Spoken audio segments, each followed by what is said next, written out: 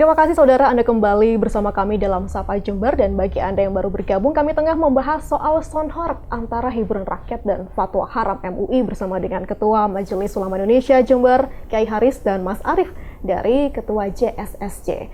Nah, Mas Arief, kami ingin mengulik. Kami menerima bahwasanya sonhoreg ini adalah salah satu produk kreativitas dari masyarakat begitu.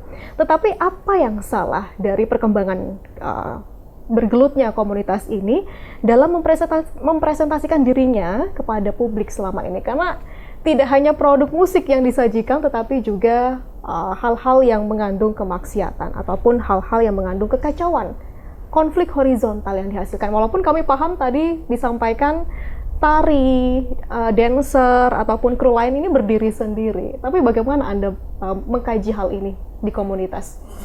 Jadi gini, memang kembali lagi pada sonhoreg ya.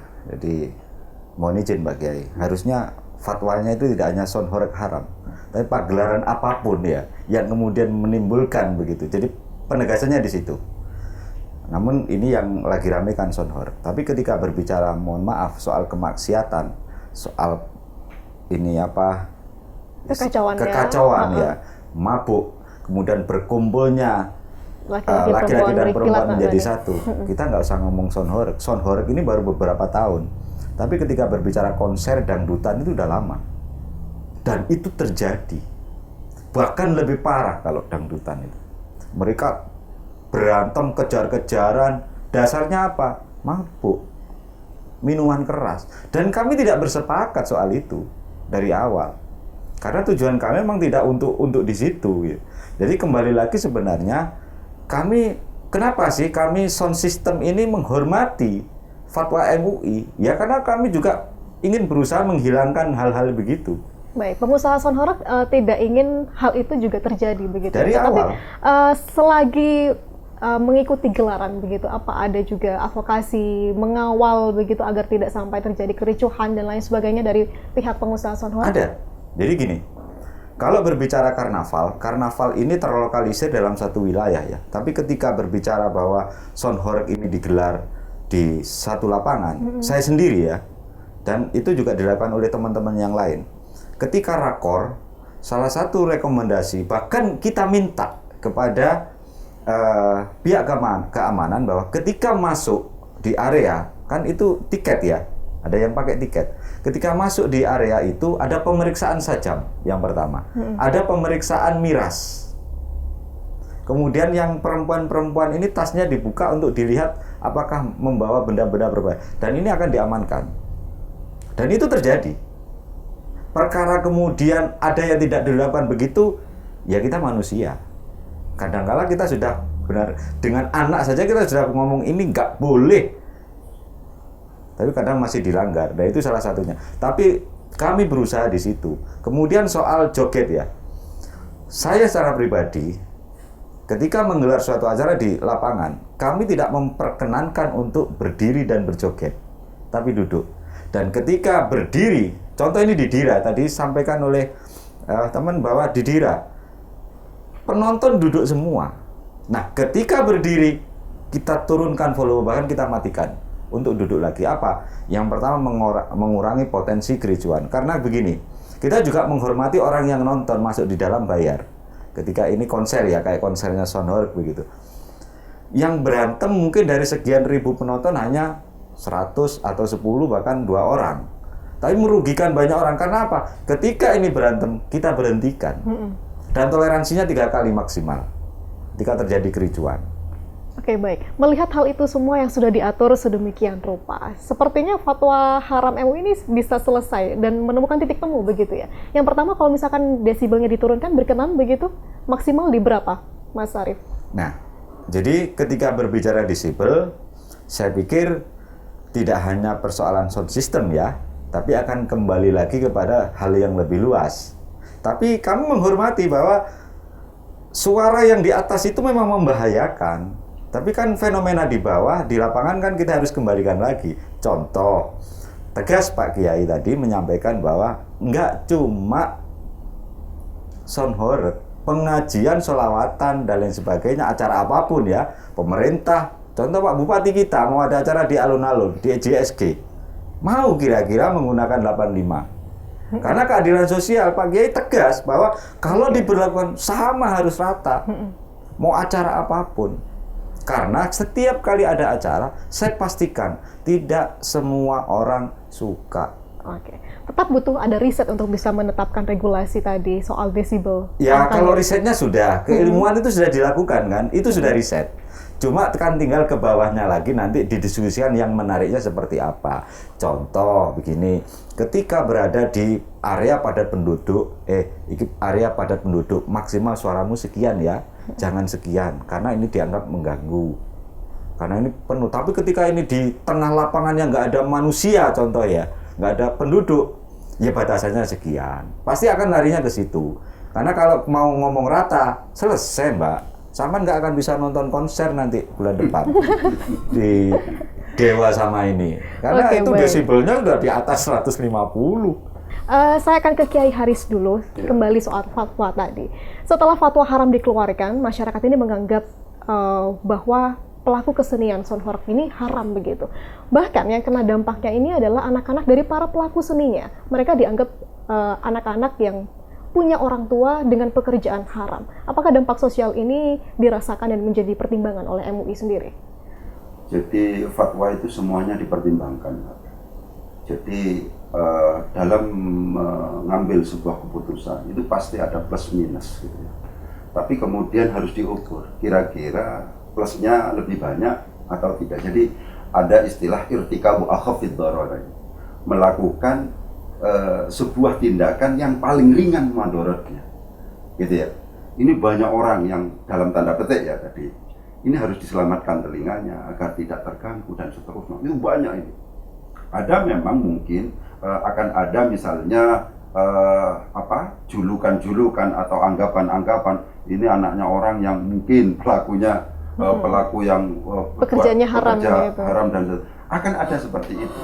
Tapi dari pertimbangan-pertimbangan yang ada itu kira-kira yang lebih banyak maslahatan yang mana? Itulah yang kemudian harus kita ambil langkah. Meskipun mana ada keputusan yang tidak beresiko, semuanya beresiko. Tapi mana yang lebih maslahah, mana yang paling sedikit madorotnya, itu yang kemudian harus kita ambil sebagai sebuah keputusan. Dan dari pertimbangan-pertimbangan yang ada itu, nampaknya MUI Jawa Timur itu lebih memilih bagaimana publik ini secara keseluruhan ini dampaknya itu agar tidak menjadi sesuatu yang pada akhirnya benar-benar secara akumulatif 1 tahun, 2 tahun, 3 tahun berikutnya itu akan terasa. Itu diambil seperti itu. Karena Mas Arief, ada kondisi-kondisi di mana pada saat itu kita tidak bisa mengelak. Apakah kita suka atau tidak suka, kita tidak bisa mengelak. Ini terjadi misalnya, pada suatu saat itu ada karnaval, ada kemacetan. Ada bayi di dalam mobil, itu sudah luar biasa getarannya gitu ya. Itu nangis gak bisa, gimana? Itu sedang macet. Nah kondisi-kondisi itulah yang kemudian akhirnya kita minta tolong dong desibelnya yang tidak membahayakan, misalnya begitu. Jadi tetap yang namanya sebuah pengambilan keputusan itu ada resiko, ada dampak negatif. Tapi kalau seandainya dalam hukum Islam itu ada istilah irtikabu akhafid dararain, melakukan mana madorotnya yang lebih ringan, mana maslahatnya yang lebih tinggi. Itu yang kemudian kita ambil. Termasuk soal pertimbangan ekonomi, karena beberapa argumen yang disampaikan oleh pelaku seni Sonhoreg ini adalah mereka juga menghidupkan ekonomi masyarakat, terutama UMKM yang berjualan ketika gelaran itu dilaksanakan begitu. Iya, sekarang sudah banyak tayangan-tayangan semacam itu lah ya. Dan ada yang coba menghitung itu. Jadi berapa penghasilan kru, berapa penghasilan UMKM dan seterusnya dibandingkan dengan dampak yang memungkinkan untuk kemudian diterima oleh masyarakat secara luas. Kata para ahli, kalau seandainya gendang telinga itu kemudian rusak, itu sudah satu itu 200 juta. Kalau 2 berarti 400. Untuk pengobatan saja ya? Pengobatan. Kalau bisa sembuh. Itu kalau tidak permanen. Kalau seandainya permanen itu berapa? Sehingga dalam konteks ini ya harus adil, jangan kemudian hanya kemudian ini bergerak UMKM dan seterusnya. Dampak yang ditimbulkan dari sakit yang itu adalah ditegaskan oleh ilmu pengetahuan, itu juga harus kita hitung. Dan menurut para ahli yang saya lihat sekarang kan sudah banyak orang yang melakukan riset dan menayangkan, mengupload konten-konten semacam itu kan banyak sekali sekarang ya.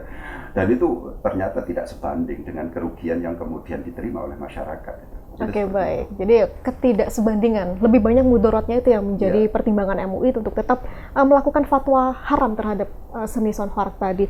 Mas Arief, soal bagaimana video viral yang sempat banyak dilihat oleh masyarakat, genteng kaca rusak, kemudian portal dijebol, gapura dirusak, dibongkar begitu ya, jembatan begitupun. Nah, ketika komunitas Sonhoreg melihat hal semacam ini dan mendapatkan label SDM rendah, bagaimana respon Anda? Ya, kalau kami sih ketika di label SDM rendah ya santai saja. Karena SDM rendah yang modalnya banyak. Jadi satu sound system horeg itu ya, sound system ya yang benar-benar bagus itu sudah di atas 1,5 miliar yang dibawa truk itu. Itu belum truknya sama gensetnya ya. Tapi kalau mungkin yang biasa-biasa mungkin bisa di bawah 1 miliar. Jadi kami terima, nggak apa-apa. Jadi mungkin kami satu-satunya yang SDM rendah tapi modalnya gede. Tapi kira-kira Anda menganggap atau meyakini juga tidak ketika perusakan itu terjadi saat gelaran ini adalah sebuah tindakan yang zolim atau merugikan orang lain? Jadi ketika berbicara zolim, sampai hari ini belum pernah ada yang menayangkan kenapa itu dirusak dan akhirnya dibagaimanakan. Kan begitu. Jadi yang terjadi hari ini di media sosial adalah sound ini lewat, pagar dihancurkan, agar ini bisa lewat. Padahal fakta kami di lapangan ketika berbicara contoh portal dirusak begitu. Kita kembali lagi kepada saya sendiri sudah pribadi. Ketika itu portal rumah saya tiba-tiba dirusak oleh orang, siapapun itu sudah, saya pasti akan buat perhitungan. Dan itu sama yang terjadi di lapangan. Kalau memang itu belum ada kesepakatan, tidak mungkin akan terjadi begitu. Biasanya yang terjadi antara panitia dengan panitia dan warga sekitar bersepakat dulu. Iki gak iso liwat iki treke. Ya apa solusinya? Bongkar atau bagaimana? Ya wes bagaimana? Ini dibongkar saja nanti kita perbaiki bareng-bareng. Perbaikan yang bareng-bareng ini loh yang tidak dimunculkan. Itu yang jadi masalah. Nah, sehingga yang muncul hanya perusakan. Kalau memang itu kemudian benar-benar perusakan, mohon maaf, Kompas media besar, sudahkah pernah menayangkan orang melaporkan Sonhoreg gara-gara merusak? Saya ingin tahu catatannya. Berarti apa? Sudah terjadi kesepakatan di situ. Walaupun itu di luar kami ya, tapi kami berusaha menjelaskan saja bahwa ketika berbicara bahwa kecuali memang begini, kecuali memang ketika sound ini lewat, kaca pecah, ya kan? Kaca pecah. Namun kembali lagi, dari satu kaca pecah ini berapa kali pagelaran? Di Jember sampai hari ini, musim karnaval memulai, belum ada laporan satupun kaca pecah atau genteng runtuh. Sampai hari ini ya. Fenomena itu memang terjadi, tapi tidak semuanya. Jadi kalau perbandingannya nilai 100, ini 100 kali pagelaran, belum tentu juga 1 atau 2. Dan kemudian ketika terjadi portal ini dihancurkan, jembatan dihancurkan. Saya pikir itu sudah kesepakatan. Bahwa ini mau lewat karena sudah nanggung, sudah dibayar, biayanya sekian nanti kemudian dikembalikan lagi ke asal. Itu. Kemudian yang soal rumah rusak ya ketika sound ini jalan. Panitia itu rata-rata sudah bersepakat dengan masyarakat sekitar ketika akan melakukan contoh karnaval. Bahwa segala bentuk kerusakan dan sebagainya akan ditanggung oleh panitia dan itu dilakukan. Oke, jadi Sonhoreg ini hadir tidak ujuk-ujuk datang, tetapi diundang melalui undangan masyarakat yang melakukan izin terlebih dulu begitu ya. Semuanya bersepakat begitu. Kita akan bahas di segmen berikutnya, tetapi rehat sejenak. Kita akan kembali usai jeda, saudara. Jangan kemana-mana. Sapa Jumber akan segera kembali.